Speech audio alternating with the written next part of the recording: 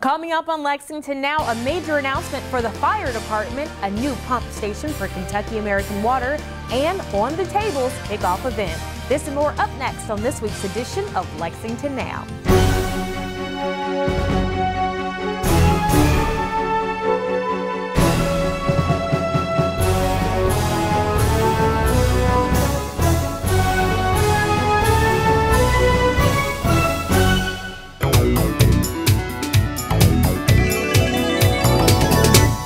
I'm Roberts, and welcome to another edition of Lexington Now, where we give you an inside look at what's going on in the urban county government. The Insurance Services Organization, which measures the effectiveness of fire protection services in city nationwide, has dramatically improved Lexington's ranking, moving it up to a Class 1 and giving it one of the highest scores in the country.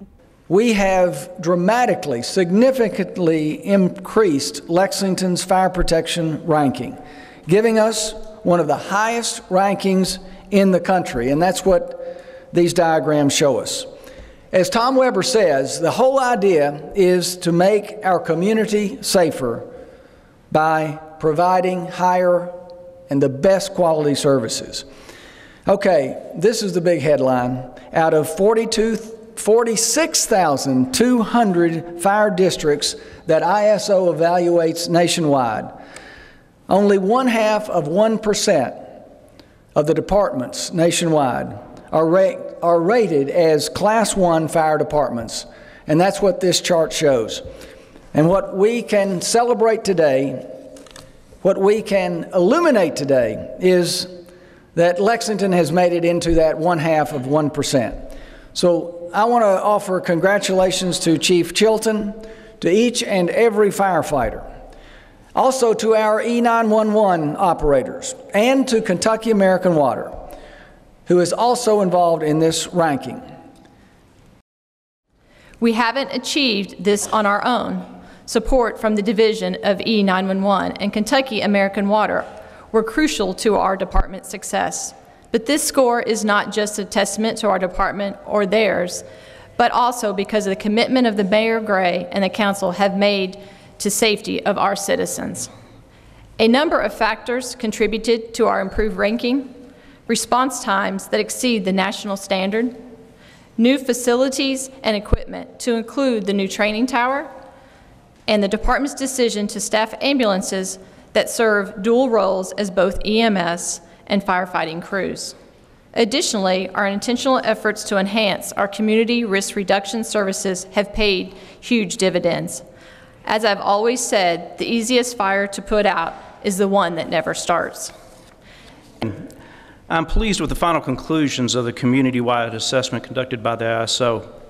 Now, Lexington 911 was just one part of this much larger assessment that primarily focused on fire services, and I don't want to take any emphasis away from what Lexington Fire Department has accomplished through this assessment. They deserve the vast majority of the credit and everything that happened here.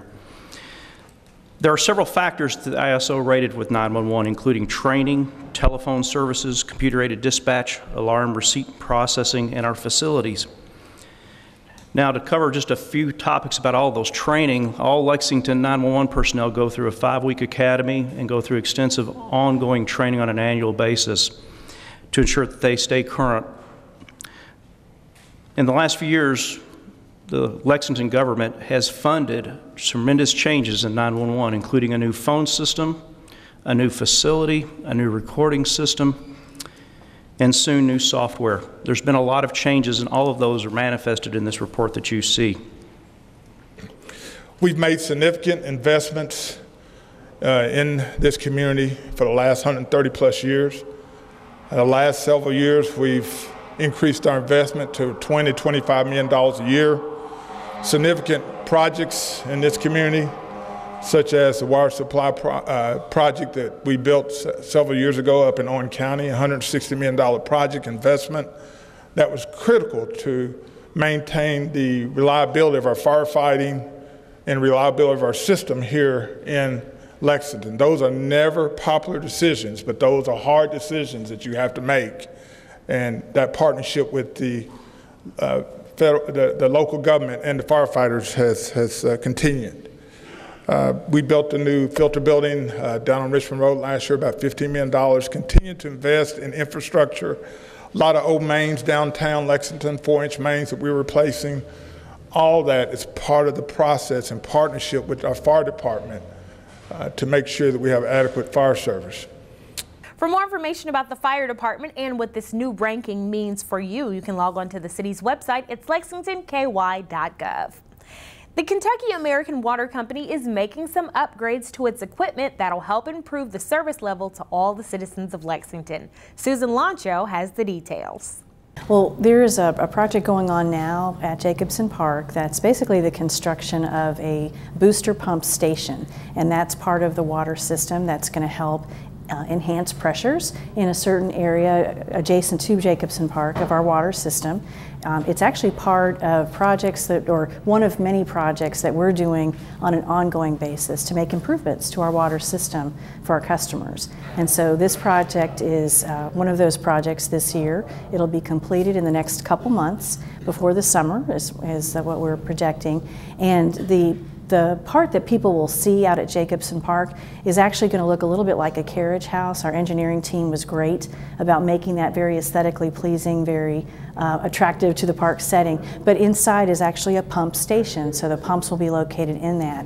But also part of that project was some updating some water pipes in the area and so forth. But all of that is to help enhance the water pressures that customers in that area, which there are about 8,000 customers that'll be affected, all of that was to help enhance the water pressures that they experience every day.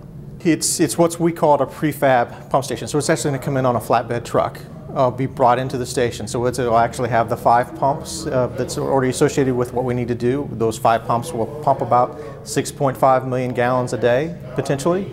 And so it'll come in, we'll crane it off, put it onto the ground, and then the exterior will be then built around it that sort of makes it look like the carriage house. This is a gateway sort of to Jacobson Park, and it's going to be very visible on the Richmond Road area. So we wanted to make sure it sort of fit within the sort of the fabric of that neighborhood. And so although it's going to look like a carriage house from the inside, it's going to be very functional on the outside. So we hope it's going to turn out very nice. We're very pleased with how it's looking so far. For more information, visit amwater.com/KYAW. The Community Conversations event On the Table is rapidly approaching, and organizers kicked off the run-up to the March 15th event with a celebration. Lexington's On the Table kickoff event was Wednesday, March 1st at the Keeneland Event Center. The event was an opportunity for citizens to learn more about Lexington's first ever On the Table event, happening Wednesday, March 15th. Guests at the kickoff event learned what to expect from On the Table, how to participate, and could even register as hosts for their own On the Table discussions. On March 15th, people all over the city will sit down with groups to discuss not only what is great about Lexington, but ways to make it better, getting all of the issues on the table. These group discussions will be used to inform Imagine Lexington, the city's 2018 Comprehensive Plan update. On the Table is a community effort made possible by many partners, including the Bluegrass Community Foundation, Leadership Lexington, the city's Division of Planning, and many others. In addition to Mayor Jim Gray, speakers at the kickoff event included Cheryl Hughes, founder of the first On the Table events in Chicago, Lisa Adkins, president and CEO of the Bluegrass Community Foundation, Chris Woodall with the city's Division of Planning, Jamie Rogers representing Leadership Lexington, Manny Kalk, superintendent of Fayette County Public Schools, and motivational speaker Paul Wesselman. For more information about Lexington's On the Table, visit onthetablelex.com. Coming up after the break, we'll tell you more about the 2018 Comprehensive Plan.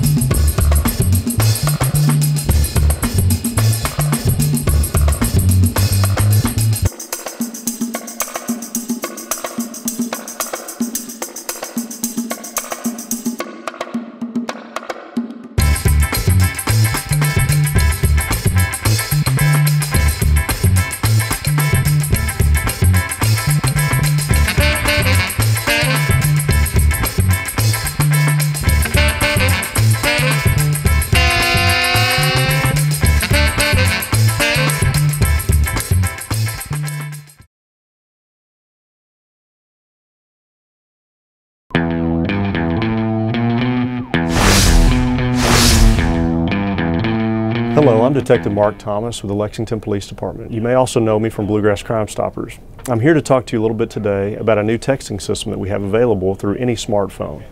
In the body of your message, you can text LexPD plus your tip to crimes.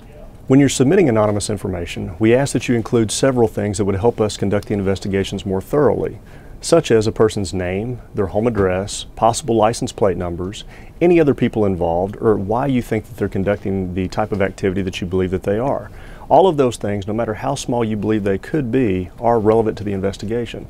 So please include those. So remember, you can send your anonymous tip information either through text, you can call the Bluegrass Crime Stoppers anonymous tip line at 859-253-2020, or you can go online to bluegrasscrimestoppers.com. Thank you.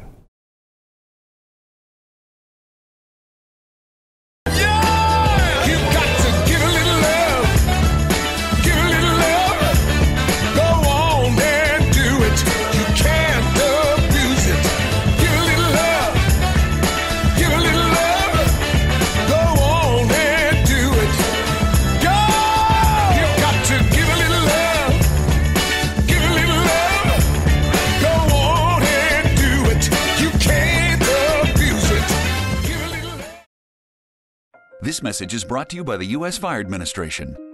Have two ways out. When fire strikes, deadly smoke can fill your home within minutes. That's why the USFA wants you to plan and practice home fire drills. Draw a map of each level of your home showing all doors and windows. Discuss the map with everyone who lives with you. Practice your home fire drill at least twice a year. Make sure all doors and windows that lead outside open easily. Push the smoke alarm button to start the drill.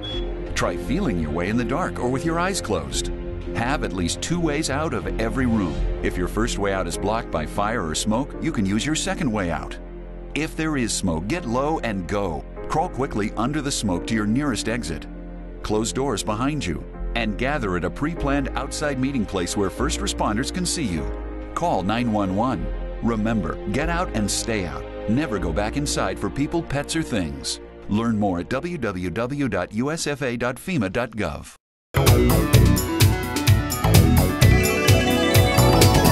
Welcome back to the show.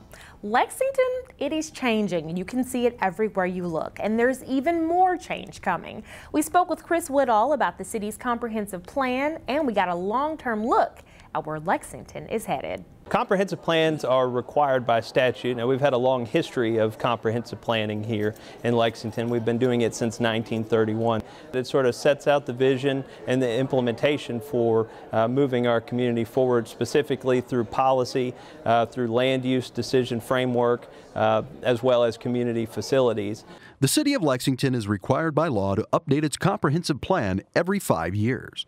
Chris Woodall, manager of long-term planning for the city, explains where we are in the process. The last comprehensive plan was in 2013, and we'll be doing our 2018 comprehensive plan update starting now, which is the beginning of 2017.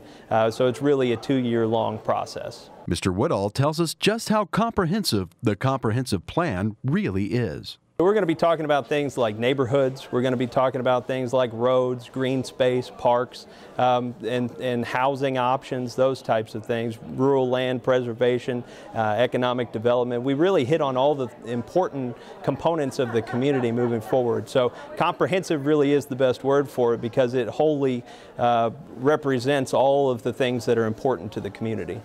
There are various phases to updating the comprehensive plan, and the public input phase is key to a well laid out plan. The data collection is extremely important, but so is the public input, and that's the phase we're in right now.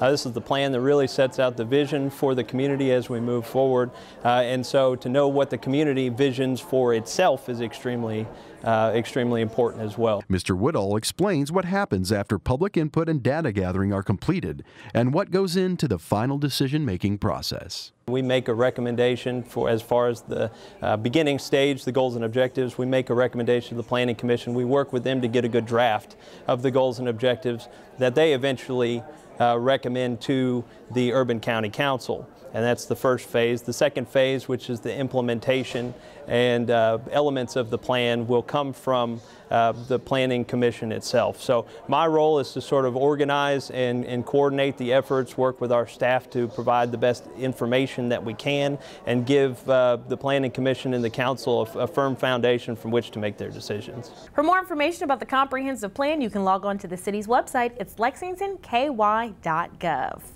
Well, spring may be springing everywhere you look, but late cold snaps can pose a serious threat to those who are unprepared.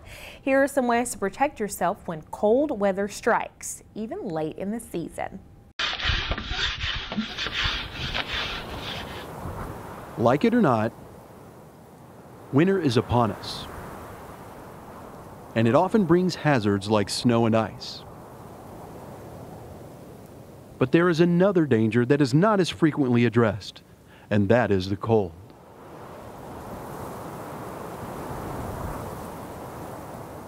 During especially cold weather, it is best to stay indoors. But if you must venture out, here are some guidelines you should follow to stay safe.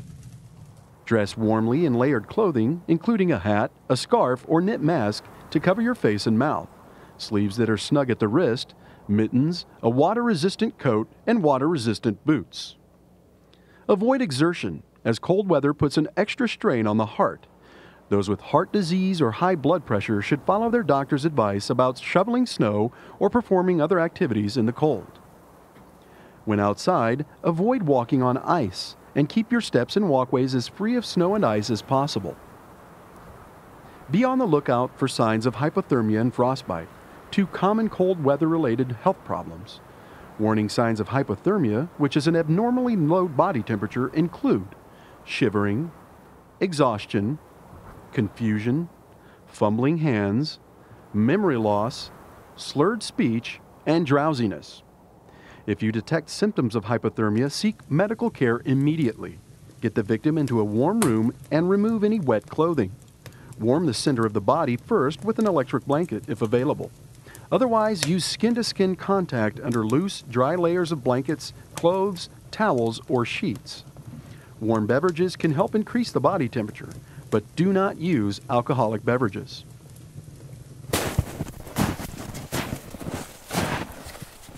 Warning signs of frostbite or an injury to the body caused by freezing include redness or pain in any skin area, white or grayish-yellow skin, skin that feels unusually firm or waxy, and numbness. If you detect symptoms of frostbite, seek medical care immediately. Get the victim into a warm room and immerse the affected area in warm, not hot, water. Do not rub the frostbitten area with snow or massage it, as this can cause more damage. Do not use a heating pad, heat lamp, or the heat of a stove, fireplace, or radiator for warming, as the frostbitten areas are numb and can be easily burned. These procedures are not substitutes for medical care, and all emergencies should be reported to a physician or healthcare provider. If you follow these simple rules and exercise caution, you can weather the worst winter has to offer and come out healthy on the other side when the warm breezes of spring start to blow.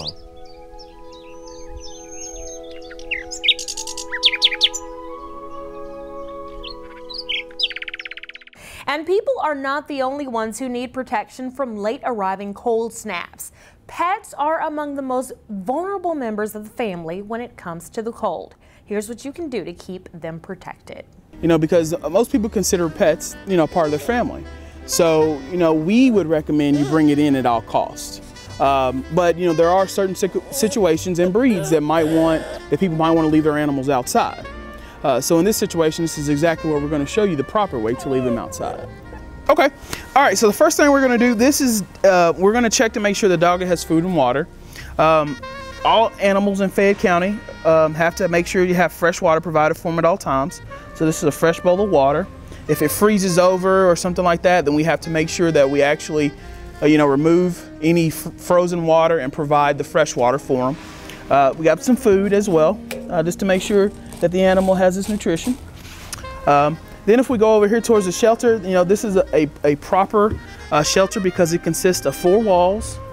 It consists of a roof and a floor on it as well. And then inside, we're going to make sure that it has the straw, hay, or wood shavings. And as you can see, this has, the straw. So, and then you want to make sure that you provide a good type of shade for the animal. So a tree, the side of a house, or something like that, where it's well constructed and it's keeping the elements away from the animal, rain, thunderstorm, anything like that. That's what we want to make sure that we are trying to eliminate those type of risks from the animal. And this is it. And then pretty much we've got a good surrounding so that just in case it does rain, there is no mud creating around the animal's housing. So this is the exactly type of shelter that the outside environment that we would, recommend every person who's going to be leaving their animal outside to be in. We try to refrain from removing animals on the first time because we definitely want to educate. That is our main focus, is to educate the people and let them know that this is the wrong thing. And so then we're going to try to do a corrective action, which would consist of a recheck. So an officer would come out, if we feel that it is not the proper way to leave an animal outside, we're going to address the issue while we're there, and we're going to educate them and let them know that this is not correct, and then we're going to do a recheck. And the recheck would consist of, if it's, it just depends on the situation. If it's a dire need where we need to go ahead and remove the animal, sometimes we might have to make that decision with prior approval to remove the animal. All this information is on our website, which is www.lfacc.org. As well, all the city ordinances are on the government website. You can call us at 859-255-9033. There is lots of activity ahead at City Hall, and our television coverage includes the Planning and Public Safety Committee and the Council work session on Tuesday, the Planning Commission meeting, the Committee of the Whole, and Council meeting on Thursday. You can watch these meetings live on GTV3 or streaming on our website, or you can watch any archived meeting, and you can find a complete calendar of meetings and events at lexingtonky.gov. Well, that is all for this week's edition of Lexington Now. We'll return next week with more news from your urban county government. But in the meantime, you can keep up with what we're doing by following us on Facebook, Twitter, and YouTube. You can also get the latest information on traffic delays by following us on Twitter. Our handle is @LexRex. Or if you'd like to see exactly what's going on with your two eyes, you can see our live interactive cameras. They're online on our website, lexingtonky.gov. For the staff and producers at GTV3, I'm Sherelle Roberts, and that's it for now.